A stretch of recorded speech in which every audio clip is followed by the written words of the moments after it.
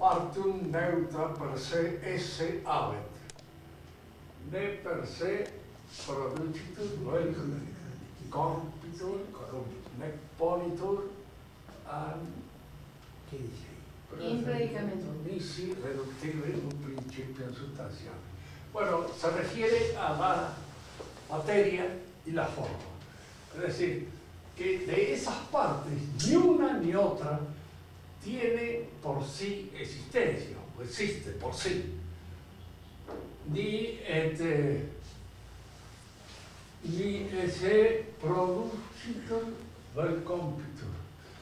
Ni si dice, Por sí, dice, tiene, ni cada una separadamente puede ser, digamos, la que produce o se corrompe, sino se pone, ni se pone en el predicamento, sino reductivamente como principios ambas de la sustancia. Es decir, la materia y la forma no son dos cosas. Eso es lo que hay que tener siempre como principio fundamental en el pensamiento. Son coprincipios que no tienen la existencia en sí, ni pueden ser predicados de una realidad como si fueran un predicamento, un accidente de esa realidad, sino que tienen que ser reducidos a principios constitutivos de la sustancia misma de la realidad.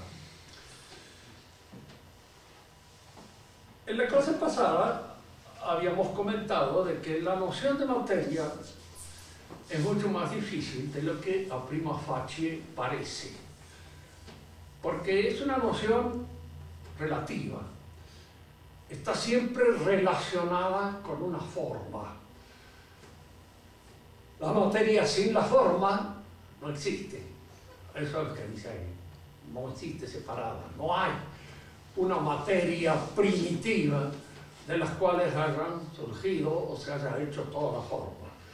Veíamos, así un poco por curiosidad, cómo este pensamiento de la existencia de una materia primitiva aparece en Platón.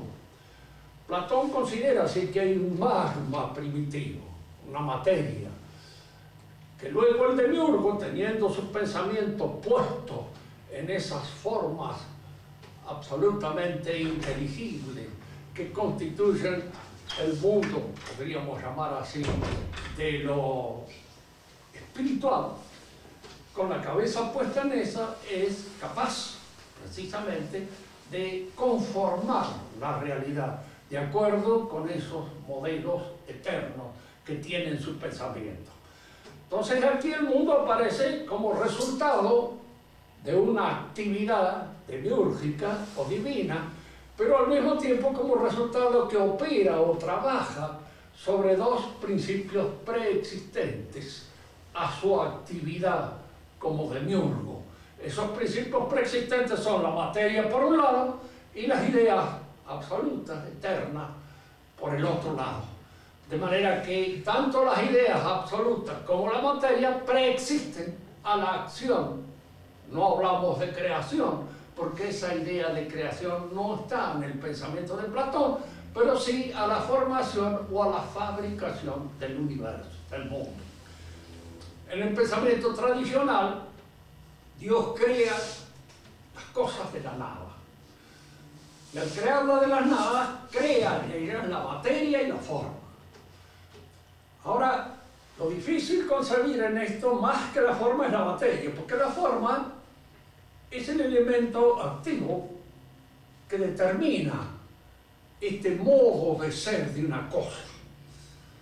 ¿Qué es lo que nos hace ser hombres? Pues esta es nuestra forma. ¿Qué es lo que hace que un animal sea tal animal? Pues su forma. Ahora acá hay que ver cuál es el principio, cuál es el papel que le ocurre a la materia. ¿Por qué tenemos que acudir a esta otra noción complementaria además de la forma? ¿Por qué hay en el hombre ciertos aspectos, ciertos elementos que no son explicables pura y exclusivamente por su forma? por aquello que lo determina y lo hace ser hombre. Hay cosas que nos suceden o que suceden a los hombres que no dependen de ese principio. Nadie se cae porque es un ser racional. Nadie se moja cuando llueve porque es un ser racional. Es decir, hay una serie de cosas, de acontecimientos, de sucesos que pueden pasarle en el hombre que no se explican pura y exclusivamente por su formalidad, por su humanidad. Y entonces, si no se explican por la forma, hay que buscar el principio que los explique. Tiene que haber otro principio constitutivo junto con la forma de esa realidad que es el hombre y que no es la forma, y que explica estos otros aspectos de pura pasividad que el hombre puede sufrir y que de ninguna manera pueden ser atribuidos a la forma. Y este principio es el que se llama materia. Decíamos que para los escolásticos la materia aparecía de tres maneras: esqua, inqua, circa con. Esto parece, al principio, una distinción un poco gratuita de esta afición de los escolásticos a distinguir. Pero examinándolo bien, esta distinción se impone y de alguna manera permite, en nuestros sucesivos enfrentamientos con la realidad, descubrir una serie de aspectos que sin esta distinción no los podríamos percibir con acuidad. Materia esqua es aquella que junto con la forma constituyen el ente. Todo ente está compuesto de materia y forma. Fíjense que en esta composición el papel determinante, el papel activo, lo que está en acto es la forma. Y la materia cumple un papel pasivo. Pero cuando nosotros hablamos de un papel pasivo, no queremos decir que sea de una absoluta y total pasividad. Porque dentro del pensamiento escolástico, la materia es también causa. Se habla de causa material, se habla de causa formal, se habla de causa final y se habla de causa eficiente. Y si es causa, algún efecto produce. Porque si no, no sería causa. De alguna manera es culpable de algo que sucede en el ente. Esta culpabilidad de algo que sucede en el ente, esto que la convierte en causa, hace que la materia, aún dentro de su pasividad, no sea totalmente pasiva, que ejerza una cierta actuación. No porque esté en acto, sino porque al favorecer o al oponerse a la acción de la forma, obra. Supongamos el caso de un escultor que hace su trabajo de escultura en mármol o lo hace en madera. El mármol y la madera son, en los dos casos, los elementos pasivos sobre los cuales el escultor pone su escultura, pero de alguna manera tiene él que hacer que su actividad en uno y otro caso sea distinta. ¿Y qué es lo que obliga a obrar distintamente? El carácter de la materia, el tipo de la materia. No debe ser lo mismo, yo no soy escultor, pero no debe ser lo mismo trabajar la madera que trabajar el mármol. Hay una diferencia. Y entonces esta diferencia está impuesta de alguna manera por el carácter aún pasivo de la materia. Digo esto porque la forma, si nosotros la consideramos bien, en su perspectiva más profunda, y donde existe una idea. En este sentido tenía razón Platón. Es una idea. Lo que hace que el caballo sea un caballo es una idea. Pero esta idea no está realizada de un solo acto y de una manera completa y cabal. No está realizada sin residuos. Es una idea que se realiza. Es una idea que se efectúa. Es una idea que está infieri, en proceso de realización. No está acabada, no está terminada. Aquí es donde podemos echar mano, aunque no sea muy filosófica, a la estructura del ángel. El ángel es forma pura, sin materia. Es decir, que la idea que Dios tiene de este ángel es una idea única, exclusiva, absoluta. Por eso se dice que el ángel, cada ángel es una especie angélica, porque cubre toda la perfección de la formalidad, sin residuo. Es esa forma que nos determina a ser así, pero es una forma que alcanza su más completa realidad.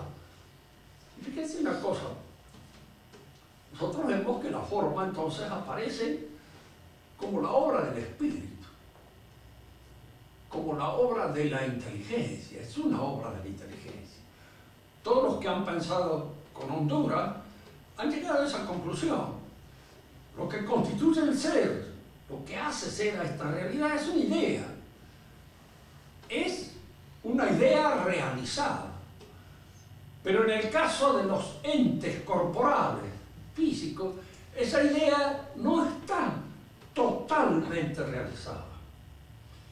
Cuando una idea está totalmente realizada, pasa de ser inteligibilidad a ser inteligencia.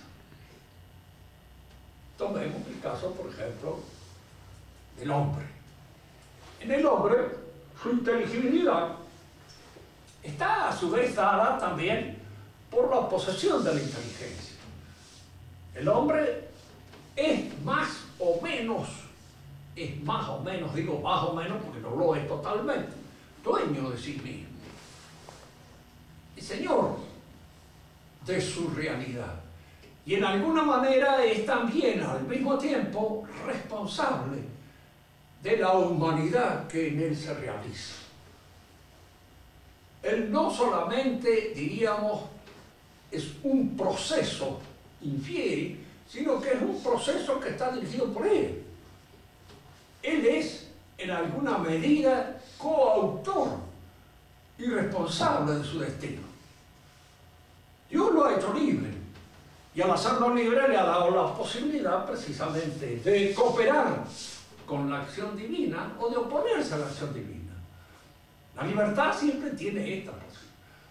La libertad es la libertad de devolver lo ajeno y es la libertad de quedarse con lo ajeno. Es la libertad, diríamos así, que tiene esta doble fase. En el hombre también. El hombre es libre porque tiene una cierta posesión de sí mismo. Pero nosotros advertimos, sin exagerar mucho nuestra sagacidad, porque no hace falta ser muy sagaz, de que nunca es totalmente dueño de sí mismo, de que hay aspectos de su realidad que se le escapan. Hay momentos en los cuales no obra como un señor, obra hasta pasivamente con respecto a las pasiones que se le imponen, o a la tristeza, al abandono, a la desidia, a la haraganería, a lo que fuera. Cada una de esas cosas en un momento determinado obra negativamente y no nos permite esa realización de nosotros mismos. Cuando observamos los cuerpos físicos, entonces notamos que en ellos hay una formalidad dominante. Esto que los hace ser de esta manera. Pero esta manera de ser se desarrolla en el tiempo y se desarrolla en el espacio. Y si nosotros observamos bien, el tiempo y el espacio son en alguna medida causados por esa imperfección propia de la forma. Es la imperfección propia de la forma que nos hace a nosotros ser temporales, vivir en el tiempo.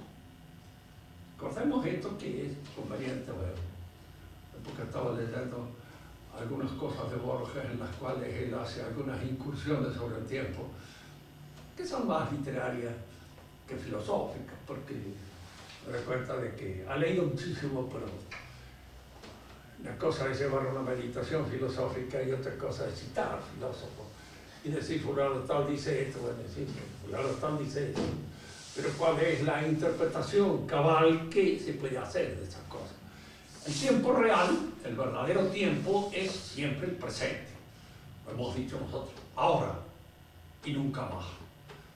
Porque es desde este ahora que nosotros podemos hablar del porvenir, podemos hablar del futuro, podemos proyectarnos hacia el futuro, podemos retrotraernos hacia el pasado, evocar el pasado, evocar los recuerdos, traer a nuestra mente los recuerdos. Pero fíjense que tanto el futuro como el recuerdo mismo están en el presente. De manera que el tiempo cabal, verdadero, auténtico, es un presente. En nosotros un presente histórico que se realiza en el instante y que divide nuestra temporalidad en estas dos dimensiones. La dimensión hacia adelante, el futuro o el proyecto, y la dimensión hacia atrás, el recuerdo o el pasado. Pero es lo presente lo fundamental. Y esto es lo que nos lleva a pensar a nosotros que en aquellos seres cuya perfección es completa no hay tiempo. Viven el presente, están en un presente eterno. Y ese presente es lo que constituye su eternidad. No es la eternidad que viene de un pasado que no termina nunca, o que retrocede así, no es eso no es la eternidad es el presente cabal y completo en el cual se realizan todas las perfecciones de una formalidad. Como nosotros no tenemos realizadas todas las perfecciones de nuestra formalidad, nos realizamos, y esta realización nuestra no se puede hacer de una manera completa, acabada, total, sino que siempre quedan resabios, siempre quedan retazos, siempre quedan elementos que resultan a veces ininteligibles hasta para nosotros mismos. Y esos elementos que no son asimilables inmediatamente por la inteligencia, eso constituye la materia. Tomemos un ejemplo que nos permita entender mejor esto. Si nosotros queremos ubicar un árbol,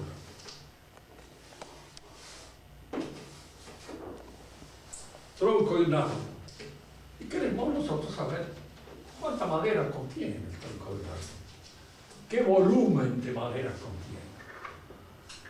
Fíjense que para poder realizar esta operación tenemos indudablemente que efectuar una suerte de poda en este árbol.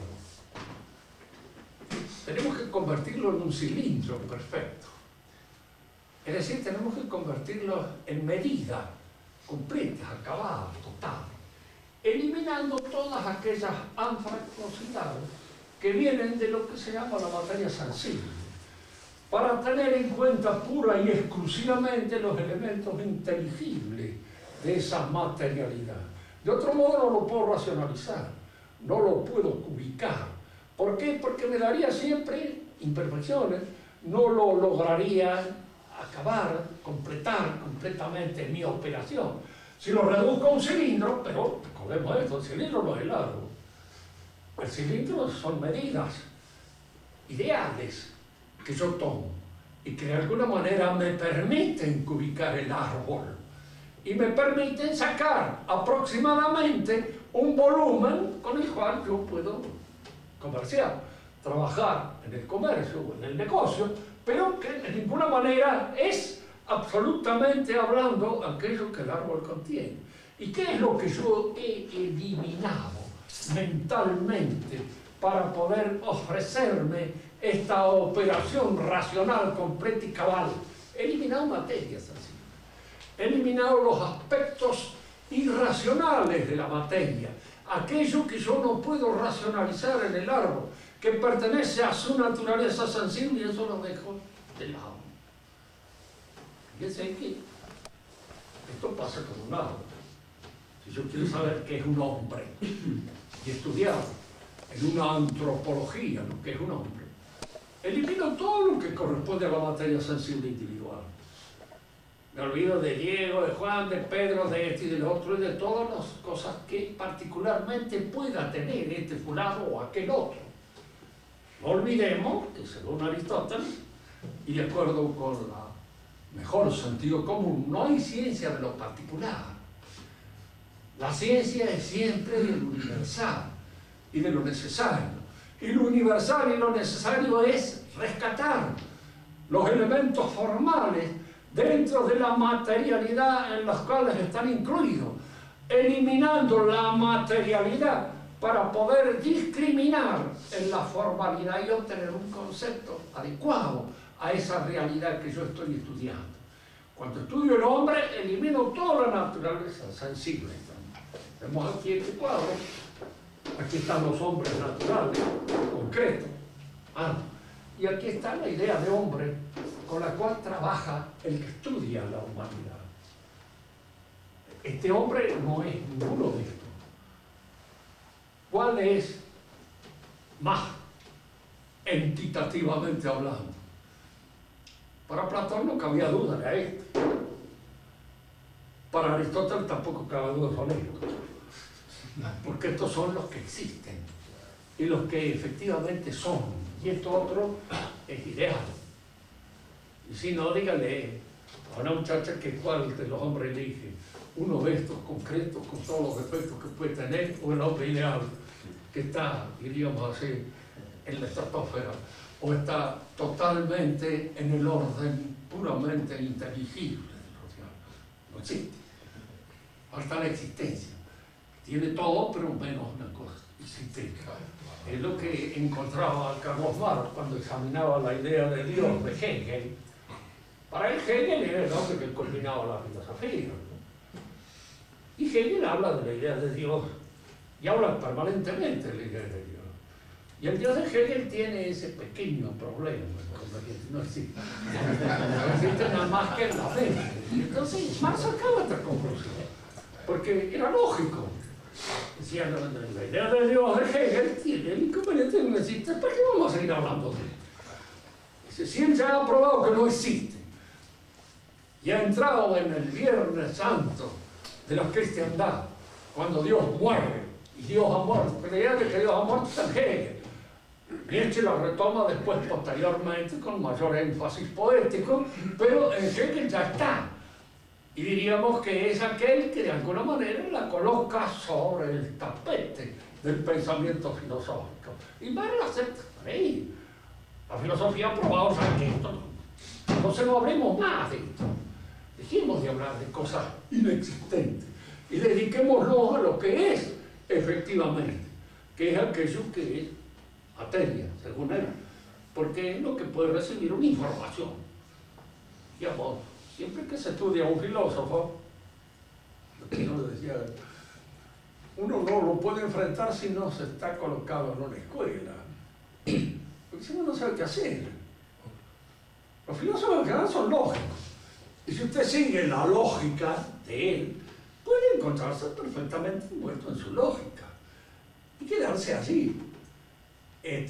Para poder ubicarlo, diríamos, usted tiene que adoptar una escuela. Ahora hay dos clases fundamentales de filosofía. La filosofía clásica, el realismo clásico, que es lo que nosotros seguimos. Platón, Aristóteles, San Agustín, Santo Tomás, esos son los puntos culminantes de este pensamiento. Tienen una característica, no son sistemas cerrados, lógicos. Están abiertos a la confrontación permanente con la realidad. Los otros son sistemas lógicos. Si uno le pregunta cuál es más lógico, Santo Tomás o Hegel, Hegel es tan lógico que está encerrado en su lógica. Incluso más, confunde la lógica con la realidad. Y de alguna manera para él la realidad es nuestra representación de la realidad. ¿Y cómo lo demuestra eso? Y muy sencillamente, ¿quién es el doctor Messina para mí? Eso que yo entiendo por el doctor Messina. Entonces eso que yo entiendo por el doctor Messina es el doctor Messina. Ahora si ustedes lo observan bien, se dan cuenta que no. Pero indudablemente para mí es eso que yo entiendo por el doctor Messina, el doctor Messina. Porque mi representación es lo que está en este momento actuando por él en mi mente. Pero si yo confundo estos dos aspectos, la representación con la realidad, lógicamente caigo en un sistema de una logicidad indiscutible, pero que tiene la virtud de que no es así, de que ese mundo que está en mi representación, o el mundo como representación, no es el mundo real, no es el mundo en el que suceden las cosas y en el que actúan los hombres. ¿Por qué? Porque la representación generalmente se dirige a aquellos aspectos asimilables por la inteligencia.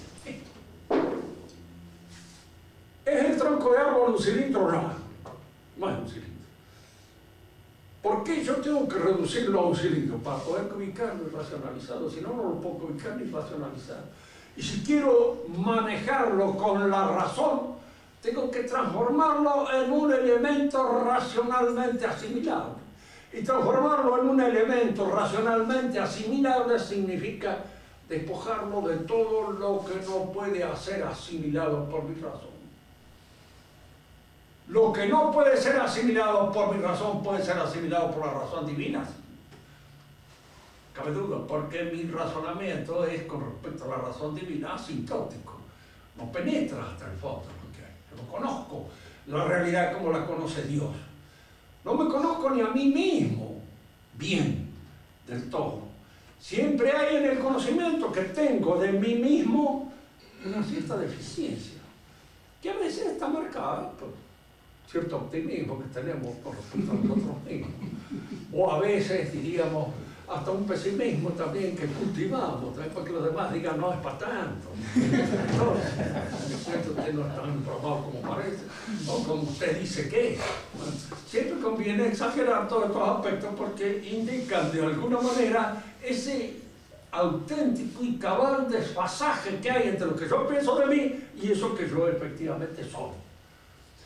Y eso que yo efectivamente soy, yo no lo conozco. Por eso, diríamos así, no lo conozco ni lo puedo conocer. Puedo vivir años con una persona y siempre habrá en él un misterio que escapa a mi conocimiento, a mi saber, y que solo Dios lo conoce. Que algún día llegaremos a descubrir este misterio, lo esperamos, pero no sabemos muy bien en qué consiste este descubrimiento, porque precisamente por eso es misterioso para nosotros. Por eso no está cabalmente presentado de una manera muy clara. Entonces aquí tenemos un elemento positivo, activo, actual, que es la forma.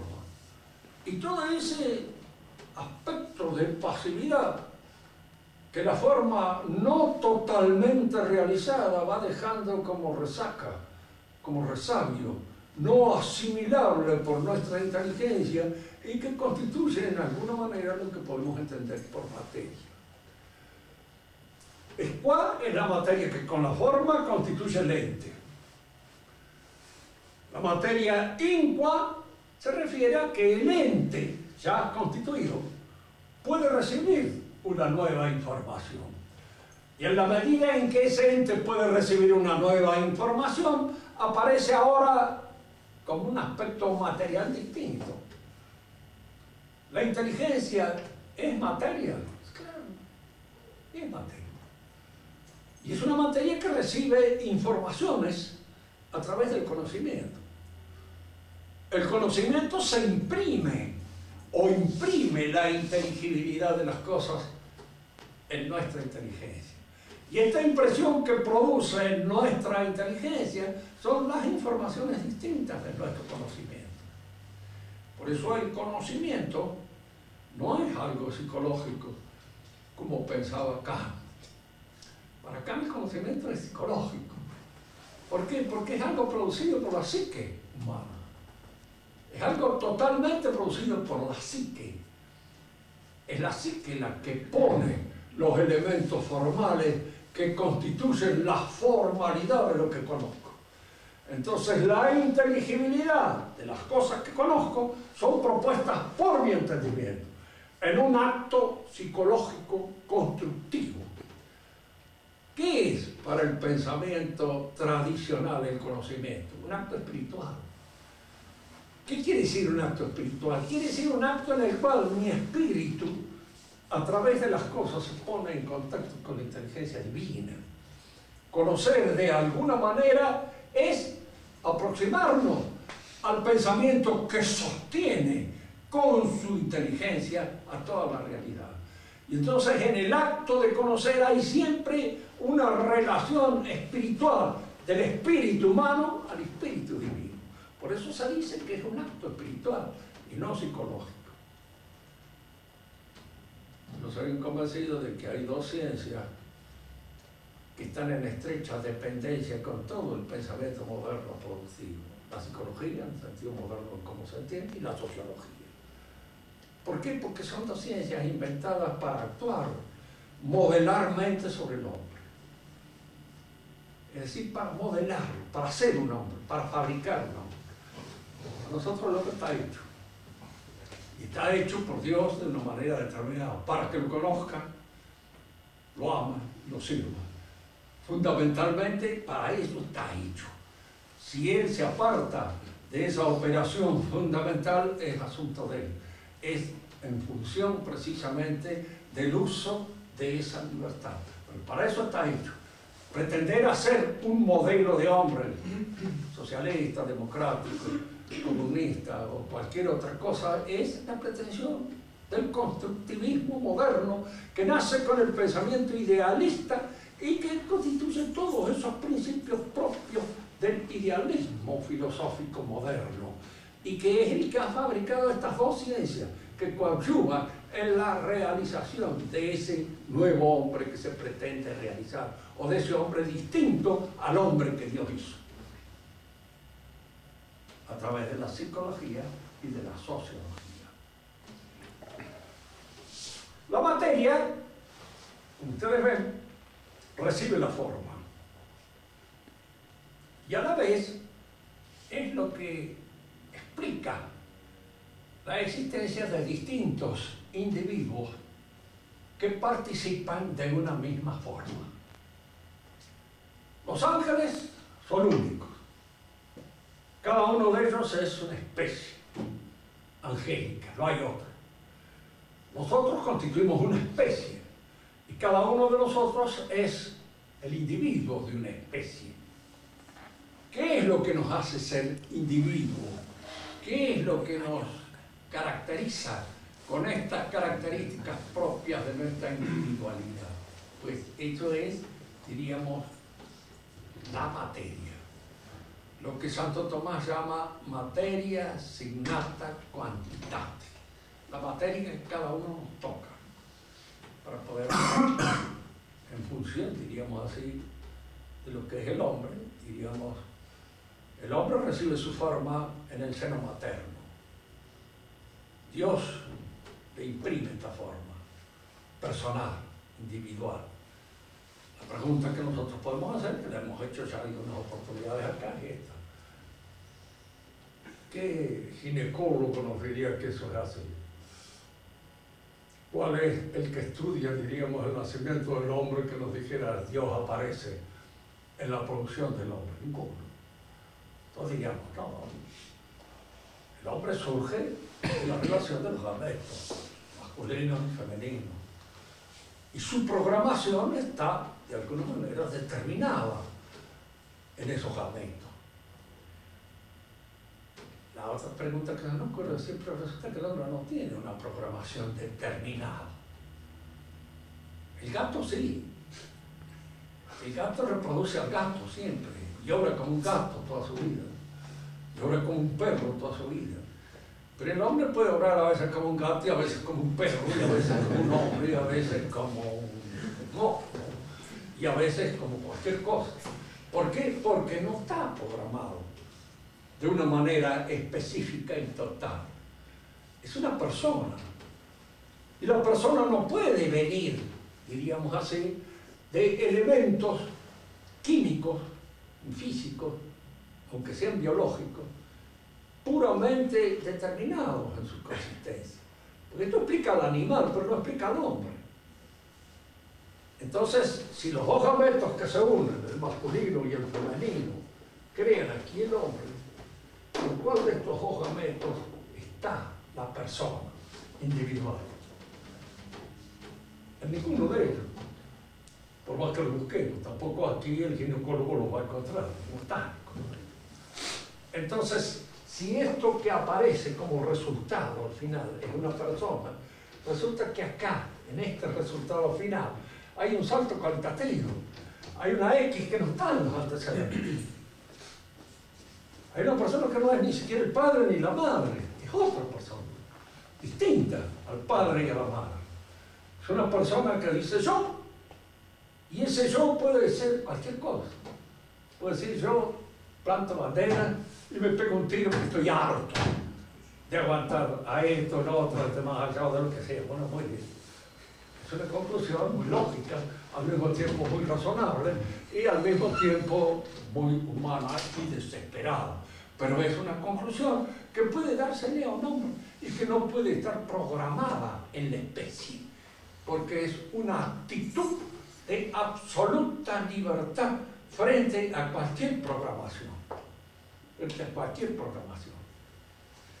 Entonces es cuando aparece el metafísico y dice, no, esta X no puede surgir de la nada. Porque entonces yo tengo que empezar a creer de que hay una generación, diríamos así, mágica, total, de cosas. Aparece algo que no está en sus antecedentes. Algo surge de la nada, de repente, ¡pum!, como una explosión. Y eso es, diríamos, desde el punto de vista racional. Entonces tenemos que admitir que hay acá alguien que lo hace, que constituye esa forma. Y ese alguien tiene que ser capaz de crear de la nada. Y esa capacidad de crear de la nada no la tiene ningún ser de los cuales nosotros tengamos conocimiento. Y de hecho, los que somos padres sabemos que a nuestros hijos no lo hacemos nosotros. Tienen cosas nuestras, porque eso les procede precisamente de la materia. La materia, germen, genes, todo eso que constituyen los gametos, indudablemente traducen e introducen en la personalidad una serie de antecedentes que están contenidos en los padres, que forman parte de su raza, de su pueblo, de todo eso, no de su historia, porque la historia no se transmite. La historia se transmite por educación. Y de alguna manera, diríamos, forma parte de la educación, pero una parte un poco más importante porque, es claro, se recibe del ambiente. La historia impregna el ambiente en el cual nos desarrollamos. Al decir que somos hijos de nuestra época, queremos decir que de alguna manera estamos recibiendo todas esas impresiones, todas esas, diríamos así, motivaciones que son las propias de nuestro tiempo. El hombre de nuestra época es distinto del desde hace 50 años, desde hace 60 años, otro. Se diferencia del otro. No de una manera que afecte su especificidad, pero sí de una manera que afecta el tono de su manera de obrar, de su manera de ser, que lo cualifica, no lo determina. Yo no estoy obligado a pensar como todos los hombres de mi época, pero como todos los hombres de mi época recibo los mismos influjos del próximo derredor en el cual me manifiesto. Yo nací en una familia liberal, totalmente y completamente liberal, y liberada especialmente de toda referencia religiosa, la cual jamás se hablaba de ningún género. Y sí, se hablaba con toda indiferencia, se había terminado con eso. ¿Sí? De ser esto determinante, yo tendría que haber seguido siendo liberal, para toda mi vida no lo soy.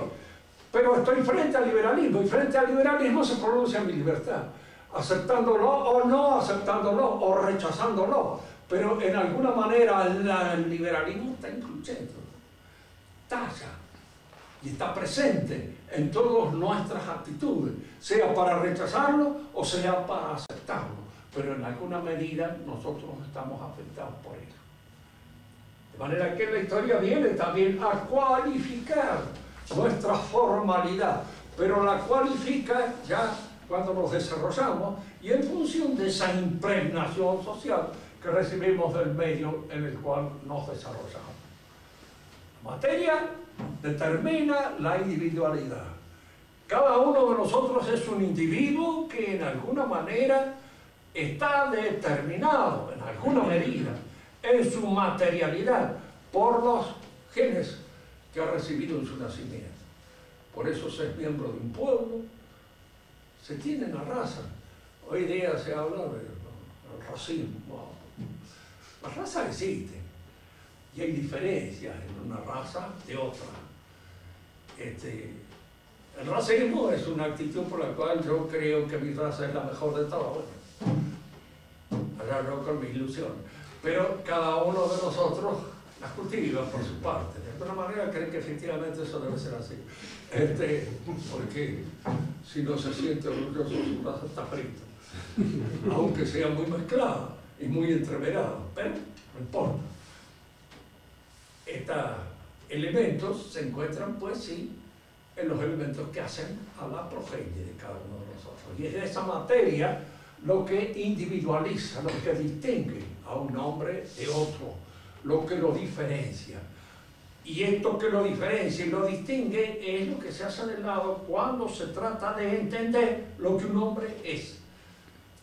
Al tratar de comprender qué es lo que es un hombre, yo elimino todas estas distinciones que nacen del individuo para penetrar profundamente en lo específico de la formalidad.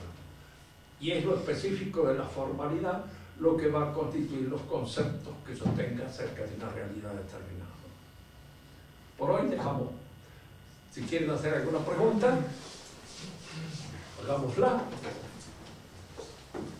El profesor, Tata. ¿cómo ve usted el asunto de la manipulación genética en el cambio de la materia en la producción del nuevo ser? Bueno, ya ese es un problema, ¿no es cierto?, que sea de nosotros. Yo creo que esa manipulación puede hacerse, de hecho se hace, y de alguna manera, diríamos así, se producen individuos. Sería mejor no meterse en esas cosas, de ninguna manera alentarlas, porque no sabemos bien cuáles pueden ser los resultados de semejantes cosas. También se puede fabricar un chico en un frasco, y Dios tendrá que intervenir ahí también, porque si no, no hay persona. No es comprensible desde un punto de vista puramente racional que aparezca un ser humano que diga yo y que tenga libertad si Dios no ha intervenido y lo ha hecho. Ahora, ¿por qué Dios quiere o admite todas esas manipulaciones, esas cosas, eso es cosa de Él? Yo ya no puedo intervenir en la administración del mundo. Es una cosa que Él le dije. ¿Por qué lo harán? Lo permite. A veces dan ganas de ser ahí para intervenir, así que acaben todo esto. Esa locura y chifladura y curiosidades perversas que el hombre tiene. Pero esos son misterios. La administración de Dios la hace Él. Nosotros no podemos intervenir. Ahora, de hecho, de cualquier forma, en cualquier lado donde nazca una persona, tiene que haber una intervención divina. Si no, no se entiende. Porque si no, habría que admitir de que el nivel de la personalidad está en el nivel pura y exclusivamente físico-químico. Y sabemos que no está. Que ahí en ese nivel no hay personalidad. Entonces hay que admitir la magia, el salto cualitativo, la aparición de algo que no está contenida en sus causas. Y eso repugna a la inteligencia. ¿Y no repugna a la inteligencia pensar que la actividad humana condiciona necesariamente la participación de Dios? ¿El qué? Que la actividad humana, es decir, en este caso la manipulación genética, condiciona necesariamente la intervención de Dios. Sí. Y sabemos que la condiciona. Por ejemplo, los hechos, los sucesos históricos, sean del pueblo, de la familia y de la persona, condicionan su presente. Usted no estaría escuchando esto ni me haría esa pregunta si lo hubiera estudiado, con toda seguridad. De manera que muchos de los hechos pasado, de los cuales usted ha sido protagonista, están condicionando la posibilidad de que hoy usted se encuentre en condiciones de entender ciertas cosas que si no, no lo hubiera entendido. Y ese es, diríamos así, esa capacidad que tiene el pasado de estar presente, acá, en el presente. De estar presente. Porque los hechos históricos, verdaderamente históricos, son aquellos que condicionan el presente, que se encuentran en él. Estaríamos acá todos nosotros, fíjese que muchos de nosotros descendemos de españoles, otros no, somos mezcla, si esto no hubiera sido conquistado por España. Estas tierras fueron conquistadas por España y por eso nosotros hablamos español. Y de alguna manera pensamos en español. Ese hecho pasado de la conquista española hasta paz está actuando o no está actuando sobre nosotros. Y no nos está condicionando. Nos está condicionando, indudablemente. Nosotros podemos, frente al hecho, tomar la actitud que quieran. Hay algunos por ahí que se descubren un antepasado indio y empiezan a querer vivir del antepasado indio. Claro. Después empiezan a querer explotarlo. Yo me acuerdo, tenía un amigo que tenía esa pretensión, pero no tenía para nada facha de indio. Yo le decía, te broma la jeta. No tenés jeta de indio, pero ni por nada. Es decir, que de manera que tu apelación al antepasado indio va a quedar un poco en el aire, pero no te van a tomar en serio.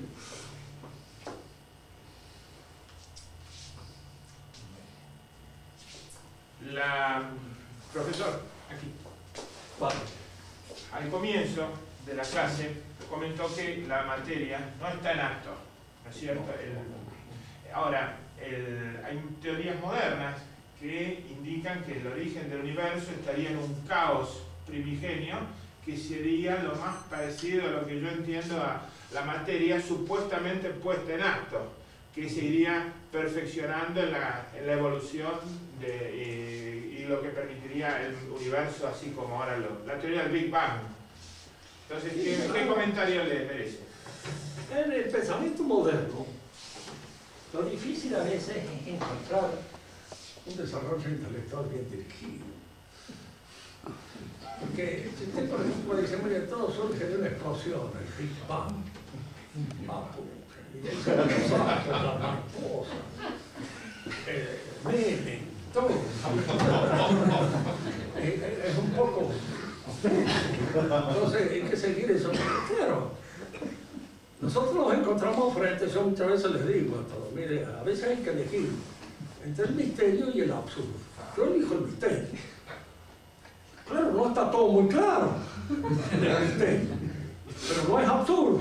Pero lo que usted dice es una cosa absurda, porque no tiene pie ni cabeza. Si todo fuera materia, la no materia sería la materia. Incluso el espíritu sería la materia, y la materia tendría conocimiento de ella misma, se guiaría a sí misma. En un momento alcanzaría la libertad de la materia, es decir, que usted le concede a la materia todo lo que atribuye al espíritu. Y cae en un absurdo, porque entonces, ¿cuáles son las causas materiales y cuáles son los elementos espirituales o formales que constituyen la realidad del hombre? Es difícil decirlo. Sí, yo he leído sobre las cosas del Big Bang y me parece una cosa completamente absurda. Incluso por momentos me parece un delirio. Es ya casi un delirio.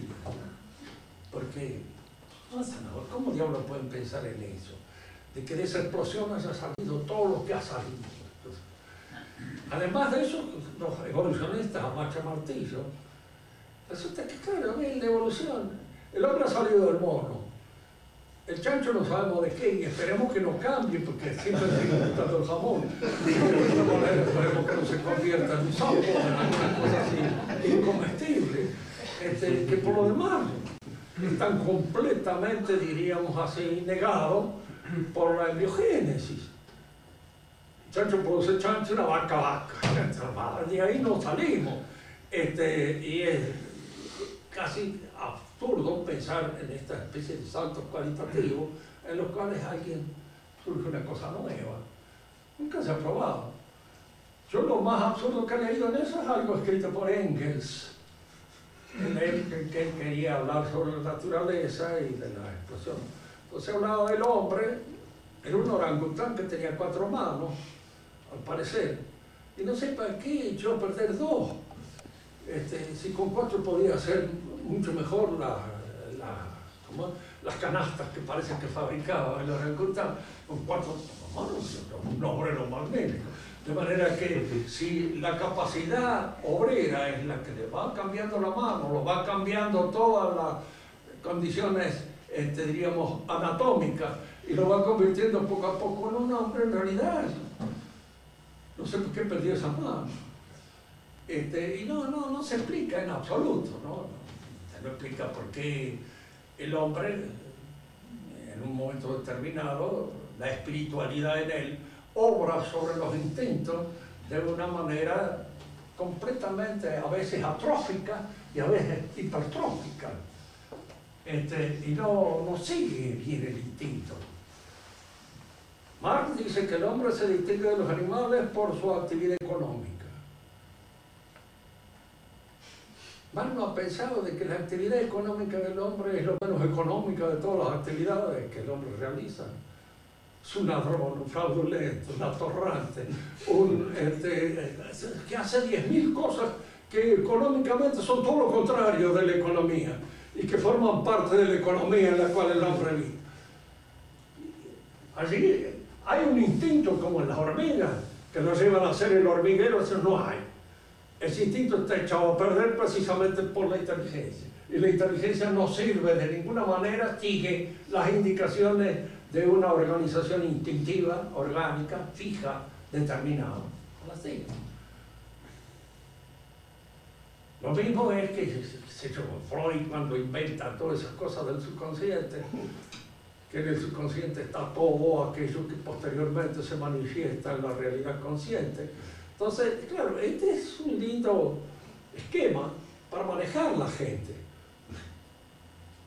No es así, pero si usted se lo hace creer al cliente que es así, el cliente entra tranquilamente en esto y acaba convencido de que es así, que es el complejo de Edipo, el que tiene, que eso lo ha llevado a creer en la Virgen María y lo ha llevado a creer en cualquier otra cosa.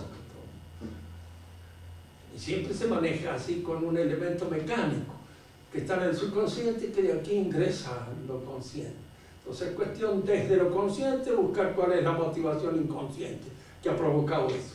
Entonces con esa esquemita te maneja los hombres. Y la manejan. Fíjese que en Norteamérica es muy común, porque así hay una propaganda, de que el hombre que se siente que está medio desubicado con respecto al medio, se hace ver con un psiquiatra inmediatamente, para que lo coloque y lo ubique en el modelo. Él mismo va. En Rusia lo llevaban a patada y lo metían en un chaleco de fuerza, pero aquí no va solo. Es decir, como la propaganda ha logrado esto. Y paga. Es eficaz. Sí, paga. Y si yo soy desgraciado, no me ubico. Hay algunos, había un preacher que fue famoso durante una época en que él los liberaba a todo un montón de gente que estaban. Se trata así a veces de cierta hipnosis colectiva que padecen la mayor parte de la gente y que se dejan llevar por todos estos eslóganes, por todas estas interpretaciones fabricadas profesos para manejar la gente. Yo les digo siempre entre el absurdo y el misterio hay que elegir el misterio, porque lo otro es absurdo, ¿no? Pero dicen que lo que justificaría es el paso del tiempo. Y el paso del sí, bueno, claro, hacen el tiempo, millones y millones y millones de años que usted no puede controlar. Son los que explican esta modificación en este espacio. Nadie puede volver para Sí, atrás a comprobar. no, sí, esto es así, se entiende. Y entonces por eso, en cierto modo, diríamos así, aparece toda esa necesidad de darle al hombre una antigüedad que a lo mejor es falsa. Es probable que sea falsa. Tiene millones y millones de años. A lo mejor, no sé. Pero por ahí se encuentran de millones y millones de años calaveras de tipos que resulta que son igual que las nuestras. ¿Quién es? Tata, Sí, hija. viste que, bueno, hay en la historia hay cavernícolas o gente que eran como más salvaje que nosotros. ¿Quién es? Los cavernícolas, todos esos. ¿Los? Cavernícolas, los que eran más salvajes. ¿Qué pasó con eso? Mira, lo que puede suceder a veces, y muchas veces es común, el hombre degenera relativamente fácil. Por causas de enfermedades, de mala vida, y a veces de una mala alimentación. Y entonces es muy probable que muchos de esos, en vez de antepasados, ¿no? Entonces sean familiares degenerados. Por causa de los malos momentos que está viviendo. Yo he conocido individuos que si le encuentran el esqueleto de ellos en otros años, dicen que es el bombardeiro. Porque, claro, entonces a veces hay ciertas enfermedades deformantes que se van produciendo en ciertos lugares donde precisamente la reproducción se hace un poco endógama y entonces se produce, se transmite, entonces peste y van produciéndose en individuos cada vez más degenerados. Ahí entonces, profesor, entonces ahí sí se puede hablar de un racismo. De que entonces ahí sí se puede hablar de un racismo. Ahí yo puedo decir que mi raza es la mejor, por si encuentro una raza de gente degenerada. Claro, hay degeneraciones y hay razas que pueden ser degeneradas. Y hay razas que pueden ser mejores. Yo me acuerdo siempre, había unos vecinos nuestros en el campo, a los que decían los ratones. Eran chiquititos. Y teníamos un peor, era un hombre grandote, un paisano, que decía, te les da la mano, parece una jardina, dice. Dame asco de verlo, dice. Dame asco de verlo. Esto mostraba racismo. Y también demostraba racismo una chica, porque eran unas criollitas muy morenitas. Y por ahí cerca había unos ingleses que se habían pasado por el campo. Y esta chica decía, linda las chicas, dice. Pero dice la cara cagadita de mosca. Dice.